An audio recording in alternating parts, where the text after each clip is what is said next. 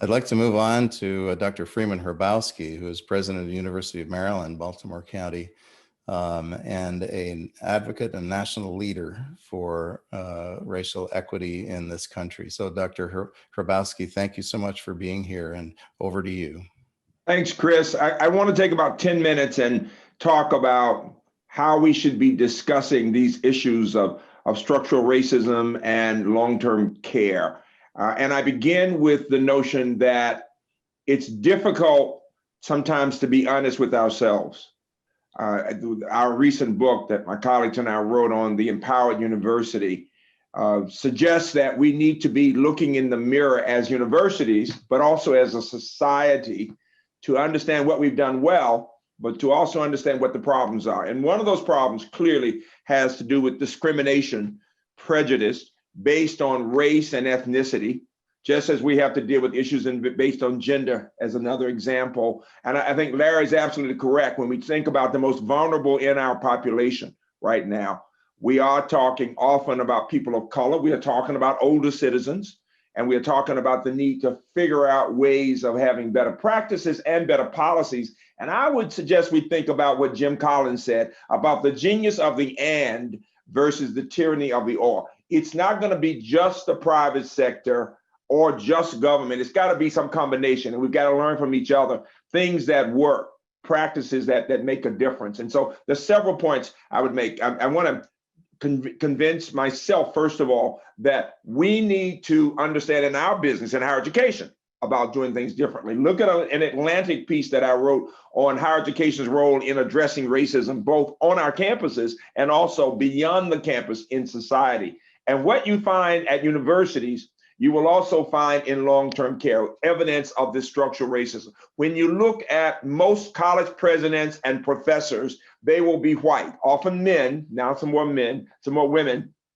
When you look at groundskeepers, when you look at people who work on our floors and our buildings, when you look at the lowest level paid, the lowest paid people on university campuses, they will tend to be people of color, Black and Latinx, and sometimes women, often women, quite frankly, and often people whose first language is not English. And so I want you to think about whether it is in a university setting or in long-term care, in science, in medicine in general, the people at the top are white, often men, and the people at the bottom are of color. Now, I'm not saying anything you didn't know already. What I would say to you, though, is that we need to look at practices that have led to more people thinking through what we can do to make the difference. We all know already that the least fortunate are paid the most poorly and they don't get the benefits. We know that we need to come up with some kind of defined career ladder. One of the points that obviously in this kind of conference we've got to talk about will be how do we develop a professional career ladder, an educational ladder for people. The dean of the Erickson School at UMBC, where I'm president, has been working with our state and with the Maryland Direct Service Workers Collaborative to develop such an educational program involving things we do at universities, but also community colleges. We need that. People need to know, the CNAs and others need to know where they go from here, because people can't make it on that lowest level. And when we look at COVID, as Larry was saying, we see light shining on what's happening to senior citizens, but also first-line workers. And many of the people in our business, in the business that you're working with, are first-line workers. The other point is about the leadership. What can we do to diversify the leadership? And one of our efforts involves our Anthony Mullen Scholarship in our Erickson program for producing senior leaders and putting an emphasis on diversity and inclusion.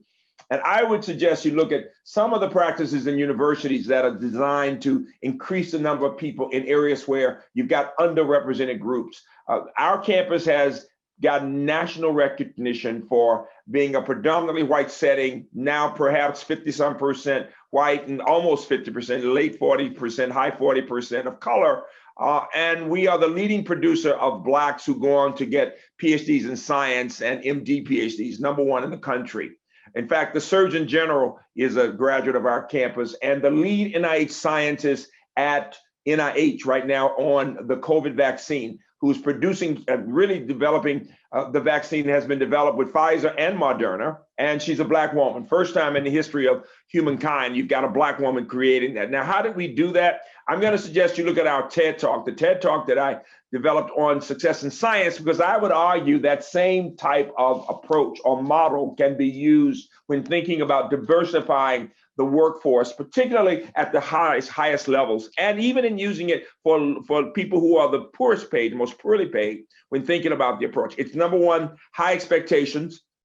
Expectations not only of the people involved in whatever program you have, but expectations of us as leaders. What else should we be doing as champions and mentors for younger people coming along, or for those who are, quite frankly, at the bottom? Number two, building community. I would argue that as a practice, we have to have more initiatives that focus on a community or a cohort of leaders. We do that in the Erickson School with great diversity there, talking about these issues, teaching people how to explain some of these things. Number three, and just as important, it takes professionals to produce professionals, just as it takes scientists to produce scientists. So my students of color are in those labs where mainly the faculty have been white men, now more women, but still very few Black science faculty. But it takes people of all races to take this on as an initiative to bring younger people of color into this work. And then finally, rigorous evaluation of what we're doing, with honesty being the number one factor.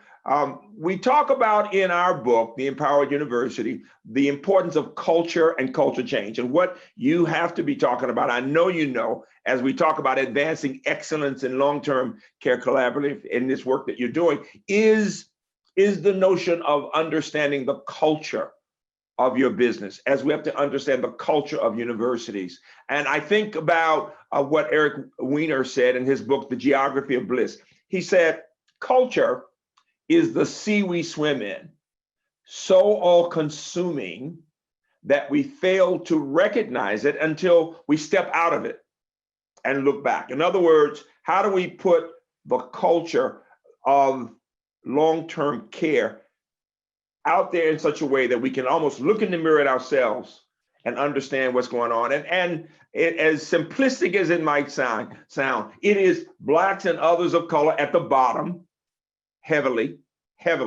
and very few people of color at the higher levels. And those are the two major initiatives, it seems to me, that are most critical. The other one that some of the experts on my campus, including Dean Bradley, talked about is how do we change the attitudes, all of our attitudes about what is possible for the lowest paid people in educational programs, and even giving them that sense of self to know what's possible. And number two, how do we change the attitudes of the people we serve, of older people? The fact is, we're all products of our childhood experiences. I grew up in Birmingham, had the chance to go to jail with Dr. King as a child in the child movement. And at that time, it never occurred to me that one day I might be president of a predominantly white university. It never occurred to me that I'd even be in classes one day with people who were different from me. And so if I'm thinking that way, think about how people of our age, of a certain, when you get 65 plus and whatever, and even before that, we have the biases that our parents taught us. And one of the challenges we face as we try to facilitate these conversations is not to make people defensive. We're not saying it's anybody's fault that we've got structural racism in a system that, in a way, has a way of putting, for a lot of reasons, education to attitudes and values to incentives, some people at the top and some at the bottom. But the fact is, we're all dealing with this now. And I would argue, as a senior, as somebody who's very privileged to say, I just had my 50th wedding anniversary and my 70th birthday, I can say this: old people can learn. I'm learning French every day, je parle français. Why am I saying that? We should not simply accept the idea from older residents that they don't want to work with somebody because of the color of their skin, or that they say things to Black women or to Latino women that are offensive. The fact is that we should have an attitude in our culture that says we are working with our customers, patients, customers, to help them to continue to grow as we as senior leaders, and as we're working with the lowest level people in our organizations to continue to grow, and to have policies in place and practices that suggest that. And so I am I've heard this over and over again at the macro level and micro of so many examples of people of color being treated miserably by an older person because they're accustomed to doing it or because of the way they really feel. I would argue we need to rethink that. We shouldn't think so little of older people that we think, well, that's just the way they are. No, we can all change. And part of our practices and policies must involve that. The final point I would make is that we are delighted to have a partnership with some of you involving a certificate for leadership in diversity and inclusion. And that would be somebody trained not just in diversity and inclusion, but trained in the business of aging studies, of understanding what we go through, but having the understanding also of how we must be able to facilitate these conversations. And so I want to challenge you, because I'm getting ready to close for questions. I want to challenge you to watch your thoughts, they become your words. Your words become your actions. Your actions become your habits. Your habits become your character, and your character becomes your destiny. This is a time for moral leadership, for values and actions. Thank you.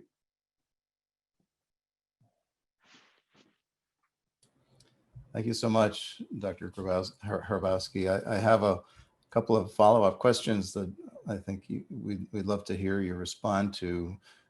One is certainly we're aware of systemic racism in the society. We've become more acutely aware of systemic racism as it affects our setting of post-acute long-term care.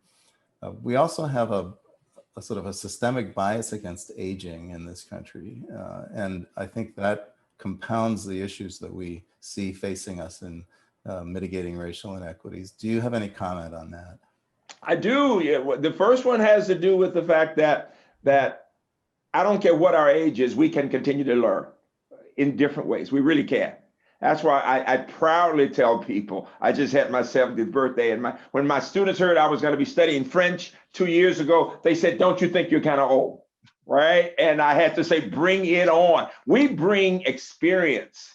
I'm a mathematician. I get goosebumps doing math today, right? And I think we have to bring that same kind of enthusiasm to these issues, both the rigor of thinking and the enthusiasm to say, we are better than this. But in our society, most people have not opened their eyes the way Blacks have had to, because we've been at the bottom. If you walk through an airport, what you see is white men going to fly the planes, usually, and you see Black women and Latino women cleaning the floors. That's the model, and if that's what we are accustomed to. And so I'm saying, whatever the age, we have to help people open their eyes, but also to believe, as Carol Dweck would say about mindset, that we can learn and we can be different. And we start with diversifying the senior leadership.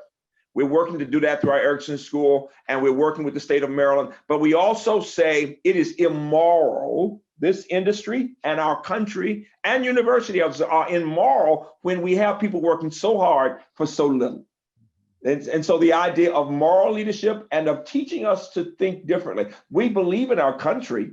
This is not about, the fact that we fight so hard to address structural racism has everything to do with the belief that we have in human beings and in our country, that we are better than this. This is, if everything, it should come out of here, we are better than this, we can do a better job. I want every professional thinking about getting involved in some initiative that will diversify the senior leadership and that begins to raise questions about how we increase opportunities for those at the bottom and the money, and it means private sector. But I would also add, it does mean the government being involved in this. The government helps us with corporations. I am on corporate boards. There are many ways we've gotten a lot of support from the government over the past few years, and particularly in the last year with COVID, to help with corporations, and we should, but we should also, as a humankind issue, be thinking about all these people who've gotten so sick and have died because they're first line workers. We can all learn. Thank you. That's certainly injected some hope into this sort of twin set of biases we deal with every day here. You mentioned you authored an article in The Atlantic highlighting the Meyerhoff Scholars Program. One of the pillars of that program was related to building evaluation into it, meaning collecting data on the experiences of students and their academic outcomes, just to make the case that the program is succeeding. Could you comment on how you think the strategy might be applied more broadly to addressing persistent inequalities in nursing homes? Yes, and I saw that question from an alumna of UMBC, Sarah Khan, Yeah. who used to work in my office. So I'm really proud of her for thinking critically like that and caring. So congratulations, Sarah. This is what I would say. No, we do need to bring a kind of rigorous analysis to the data to document what we see every day, people at the bottom and what's happening. If there are places that are making a difference, as we work on this Maryland collaborative involving direct service workers, to look at what we can do to get people into programs, and they don't have to be 4-year programs of different types that will build skills that will allow them to keep moving up the ladder, because success breeds success. As we work to get people into educational programs, as we develop programs for them, that with the flexibility given their schedules, as we highlight the benefits of those programs, we can then document what difference that makes, not only in more money and benefits for those lower level employees, but also in the quality of care. We know that these people care deeply. These nursing assistants and others care deeply about those patients. They give a lot of love, but we need to teach them all the what might be helpful to them to be as effective, as we also show them that we care about them. Because that's the question you have to ask. Do lower level, do CNAs really think that those at the top really care about them when they're giving them so little money to make it every day? I mean, it's about trust. You said that earlier. It's about trust. We need to show people at the bottom that we have confidence that they can be elevated to another level in order to build trust, but also even better healthcare, better long-term care for people. Yeah, it's really important that you mentioned the CNAs, who not only are the front line, but I'd argue the sort of heart and soul of the work that we do in post-acute long-term care. And the question becomes really, what are the values of long-term care if the heart and soul of our work are the least well compensated and are put in all kinds of difficult situations, sometimes with seniors who are clearly racist, not because they're bad people, but because it's what they've always been taught. You know, and so I'm saying and I've heard this from experts, get away from this idea, well, that's just the way they are. I don't care what the age. We have my 96-year-old mother lives with us, a mother-in-law, a retired teacher, and of course, in some ways she may be diminishing, but in other ways she's stronger than ever, and she's learning all the time about COVID, about politics. I mean, it can happen. She's understanding more about the possibilities of what she can do. And so I think our attitudes about the aging process have to be. And then finally, going back to Sarah's question about the evaluation, what has been important to us has been to look at where we start with students, their performance, their academic background, their attitudes, how we are able to help them to succeed, but then long-term, over a 20-year period, what can we learn about the experiences? And one of the things we hear from so many of these young people who become MD, PhDs and MDs and PhDs is that they usually are often the only one in the group, and that they have to have more inner strength than ever before, and they have to be ready to address or speak truth to power when people seem to be overlooking them. It's like Dr. Kizzmekia Corbett, who is now this NIH scientist who has a license on the vaccine. When you take that shot, whether from Pfizer, know that there's a Black woman that made a difference in you're getting that shot and living, all right? Well, she's on CNN, and she's there and a man is there, and they call the man doctor, they call her Miss. Yeah. You see, and people called him on it. This was Cooper Anderson. He meant no harm, but it's just what we do. We don't elevate and create that level of respect. Without even realizing it in so many ways, because she's a young woman, didn't occur, who created the vaccine. Yes. She should also be addressed as doctor. Yeah. That's remarkable, the ways in which these things happen without our realizing it. We have blind spots, in other words. But to stick with CNAs, I mean, you're speaking about people at the highest level of education and performance. CNAs largely are never going to be PhDs or MDs. Some of them will, and God bless them. But so how do you think we should go about supporting the personal and professional growth of these really critically important? And I'm going to refer again to what we're doing with the Erickson School and that direct service workers collaborative to develop educational programs. Every state, but also as we look at the national landscape, should be looking at these collaborative programs between educational institutions and our nursing homes and our and companies to provide funding to support these people in going to school, to getting more skills, and also to understanding what that career ladder may be. We're not so much interested in producing those PhDs. That's something my campus does. But when I chaired the National Academies Committee on underrepresentation in STEM broadly and public health, it wasn't about the PhDs. It was really about people getting 2-year degrees in certain areas and 1-year certificates. We've got all these needs at those levels. And so as my expert, Dr. Bradley, has taught me to understand, it is about defining the career ladder with specificity, and then working with groups to pilot projects to see what works best, to understand. And one of you said it, listening to, we got to be listening to families and listening to our patients and listening to people, CNAs, to their voices, to understand what would help you to get to the next level. Here's what it takes. How can we be most supportive? So it's having that attitude of asking good questions, listening to what they say, and then acting with specificity that can make the difference. Yeah, thank you for that. You know, we're on the verge of wide dispensation of a vaccine, as you mentioned.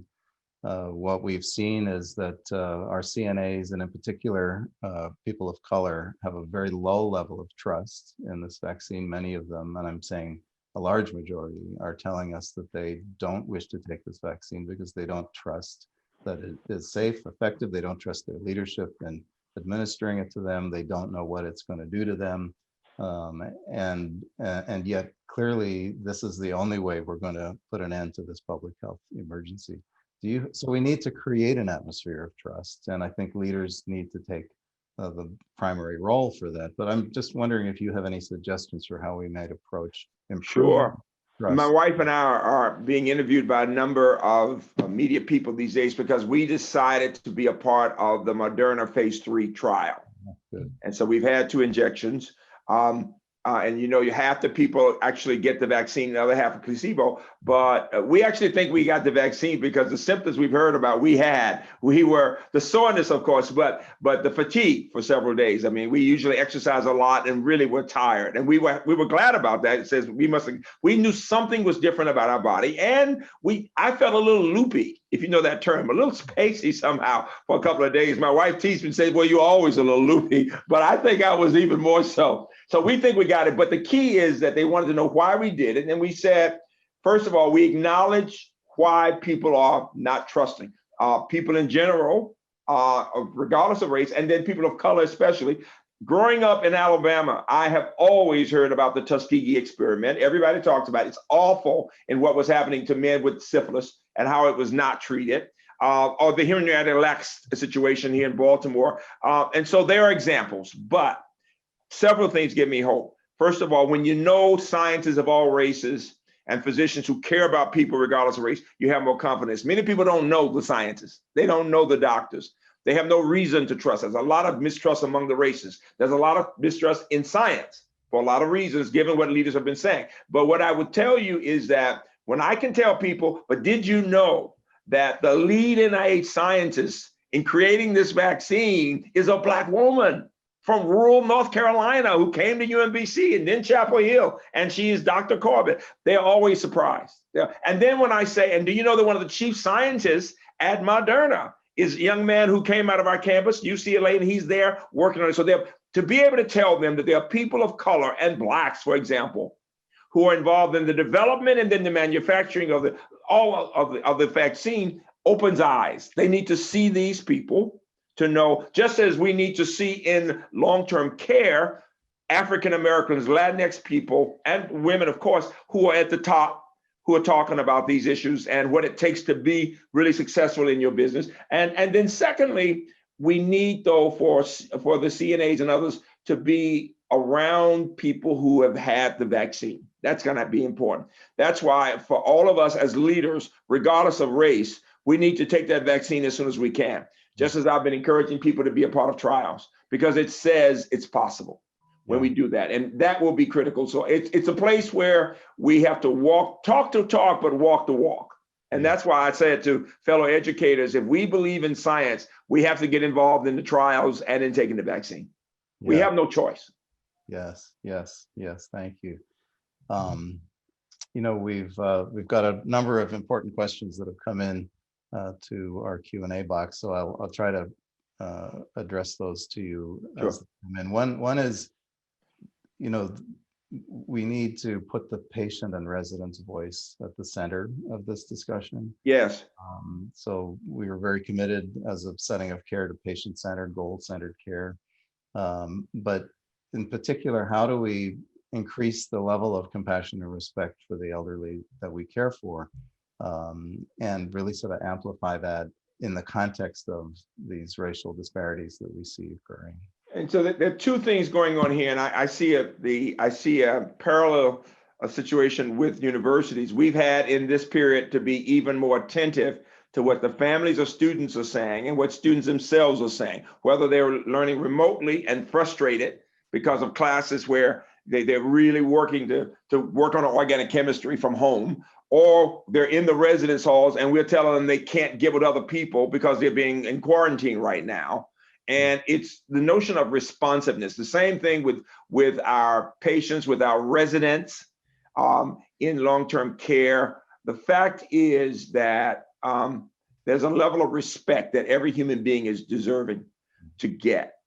And we as a society have not been taught to respect seniors. We tend to think everything has to be about the youngest somehow.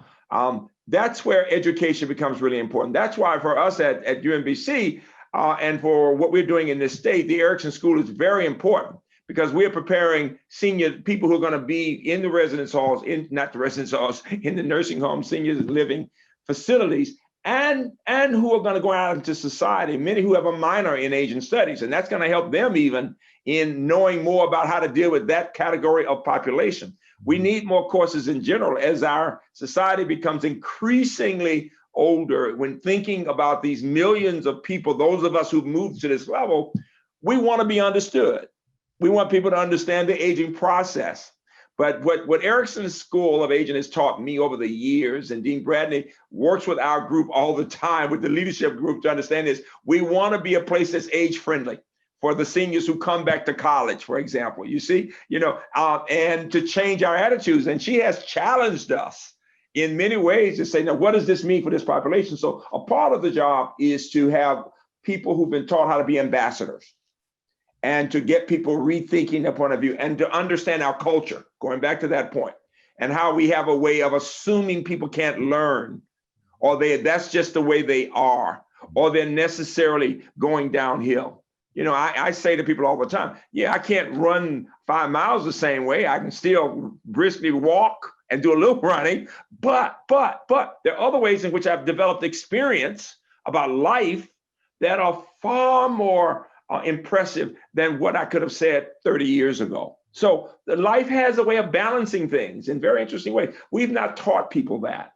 And we've not taught people to stop being afraid of getting older. We have not helped people understand there's so much more to life as you get older. When I talk about being so blessed to have been married 50 years, it's wonderful, and that it can be romantic after 50 years, right?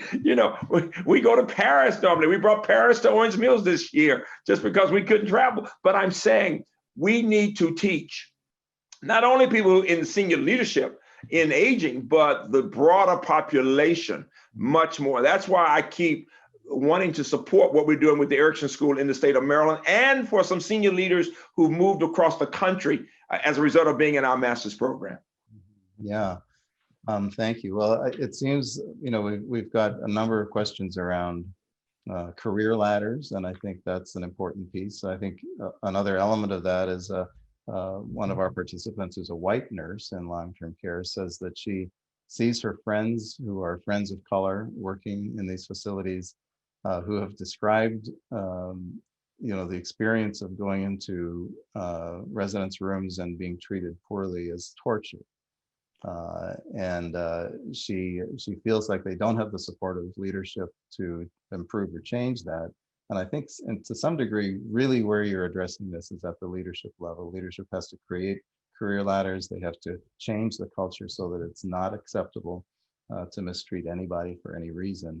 And Chris, let me just thank her for the courage to say that, because I know it's true. I've heard it too many times, too many times. I have had senior relatives in facilities around the country who are sometimes feeling so vulnerable, and having relatives, Black, who are saying how they've been treated sometimes, but how they see whites treating Black caretakers.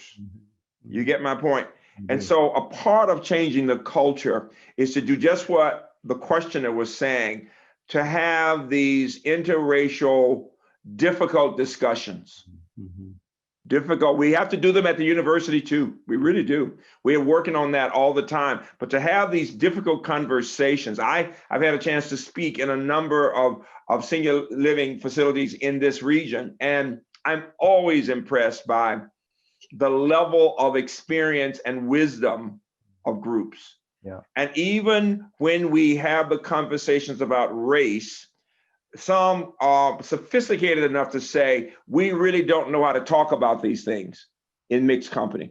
And these are people who may be editors from the newspaper or whatever, who are saying in a very real way, there are issues here that we are not addressing. And this is a part of why leadership training in facilitating the conversations, because in America, and it's probably true around the world, when we have these kinds of discussions, it becomes almost a debate, and our guiding principle is, how do I win the argument?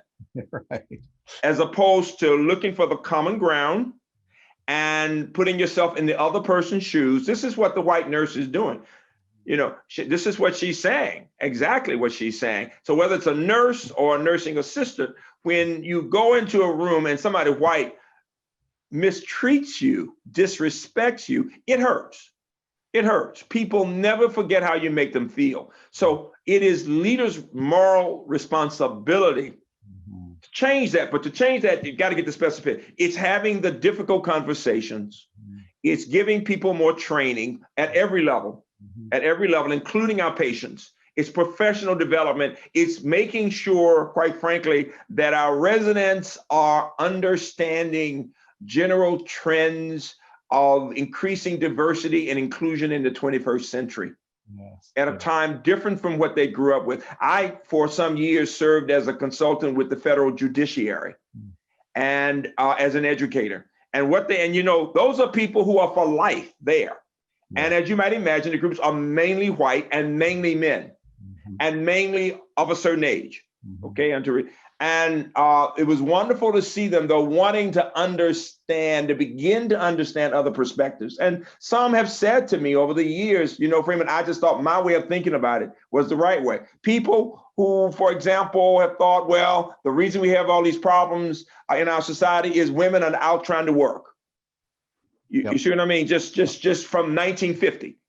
That women should be in the home necessarily. I mean, just different attitudes of different people, or what can a Black do? What can a white do? Or just seeing a Black president of a dominant white university. Some just said to me, I just hadn't thought about that. So I'm saying, if it can happen with those at the federal judiciary or in the professoriate, we can know what's happening at every other level of our society. And this is what I mean when I say structural racism goes across society in every area, from healthcare and long-term care to education to criminal justice, you name, to the airports. It's so much a part of who we are, we don't even think about it. You know what I mean? That's the point, that we can see the most powerful groups sometimes being all men, all white, and not even think, well, why don't they reflect America? That's right. This picture, right? Well, sir, thank you so much for your time with us today. It has been inspiring, and we are very, very grateful for your participation. And it has given us an agenda to follow, I think, going forward for the rest of this summit. Let me leave you with this thought. Some of my most effective ambassadors in this work have been my white male professors. We know women help a lot, right, in the minorities, but I want to leave you with that white males can be especially effective as allies in helping with this work. And I challenge you to think about that. Thank you, Chris. Thank you so much, Dr. Hrabowski. Take care now. Thank you. Bye-bye.